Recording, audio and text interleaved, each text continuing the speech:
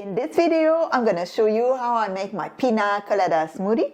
And please watch till the end because I'm gonna give you all the benefits of this yummy smoothie.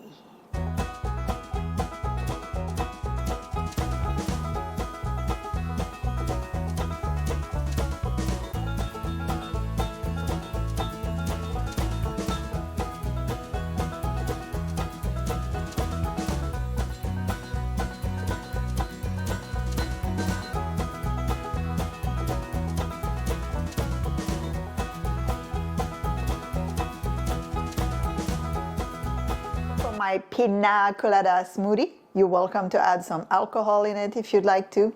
No, I'm just kidding. Am I? So, what I wanted to say is, did you know that bromelain, the digestive enzyme in pineapple, is an anti-inflammatory and has pain relief properties? And pineapple, in addition to a large amount of vitamin C, it is high in manganese, which keeps your bone healthy.